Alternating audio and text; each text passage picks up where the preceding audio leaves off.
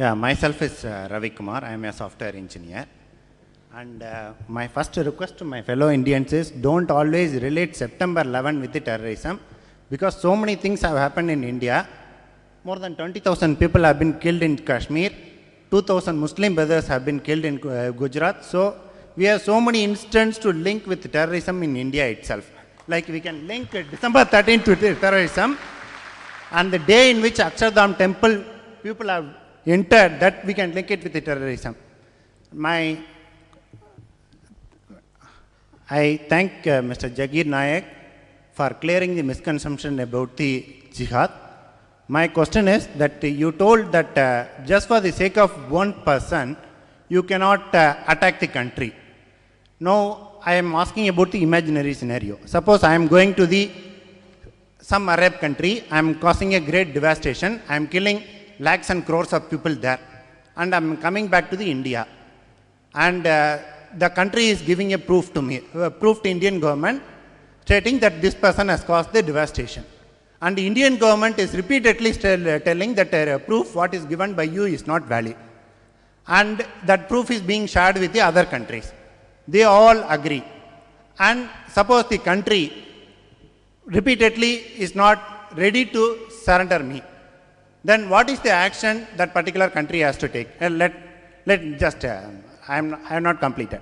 And another thing is the proof of that country is previously also when that kidnapped plane entered that, they encouraged the kidnappers, they allowed the terrorists who have come in that plane to escape out of the country. If that is the status of the country, then what is the action that particular country has to take it? You are telling, suppose I have come, after causing a devastation, I have come back to India, Indian government is not ready to surrender me, and the proofs have been given, and Indian government is repeatedly telling the proof what you have given is not valid. What is the action that country has to take? The brother has asked a very good question, and a very relevant question, a very good analogy between what's happened 11 September again, though he came back to 11 September. Analogy is very good, that he as a person goes and crosses an Arab country, kills thousands of people, devastation comes back, and the Arab country gives proof to the Indian government does not accept. Mullah Omar again, he's not my friend. He told USA, give me proof. And the USA government could not give proof. They shared it with Tony Blair. They shared with Musharraf. Musharraf is saying that I have got enough proof. I have seen the proof. When you're asking the Afghanistan government to give the culprit, the Afghanistan government is telling me at least give us proof, and they could not give proof to Afghanistan government, and they're sharing it with Tony Blair. It is illogical. That means there's something fishy in the proof. Till today,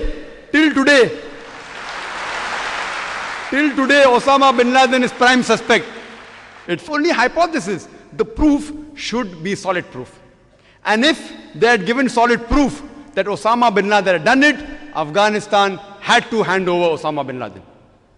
Which they didn't do. If you do something to the Arab country, an Arab country gives proof, and if Indian government objects, then you can go to the International Court of Law. Where is the International Court of Law taking place in case of Osama bin Laden? Where is it? Where is it? There are international guidelines. Do you know the rule of international guidelines? If suppose there is an extradition policy between the foreign countries. For example, if a person like India and UK have an extradition policy. If any criminal of India does a crime and goes to UK, they can ask for the criminal back. And one of the examples is Nadeem. You know Nadeem, the music director. The Indian government said that he was involved in Gulshan's murder. So when they gave the proof in UK government, in the UK Court of Law, the UK Court of Law said your proof is nonsense. They sued the government, Indian government. Indian government had to pay the charges of the advocates of Nadeem. Enough proof they gave. They didn't agree. They say your proof is not valid. Did India wage a war against UK? Why didn't they wage a war? Why didn't they wage? But the Indian government gave proof at least. There, USA didn't give proof to Afghanistan at all. So even now, if you go to a Saudi land or any Arab land, and if you do something, and if Saudi Arabia gives proof here that you are the culprit, even if the Indian government doesn't agree, Saudi government or any Arab country cannot bombard the 1 billion Indians. It doesn't give permission.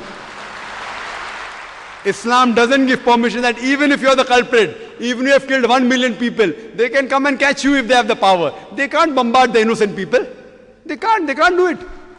It's not allowed in Islam. Same thing you're saying, let's talk about the present scenario in Kashmir, in Gujarat, in Akshadam. I say that whatever may be the background, why those two terrorists entered. In Islam, you cannot destroy the monasteries. You cannot kill the religious people.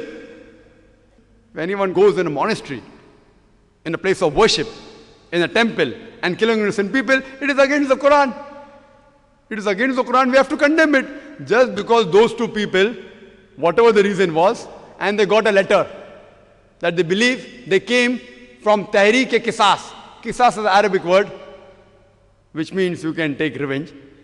And it said it was the cause was because maybe their family was killed.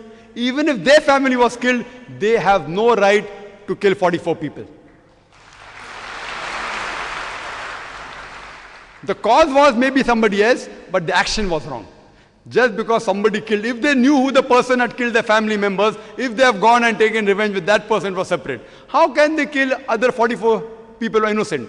So in Islam also, even if you know who the main culprit is, as I said in my talk in Surah Ma'idah chapter 5 verse 32, if anyone kills any other human being, unless it be for murder or for creating mischief in the land, it is as though he has killed the whole of humanity.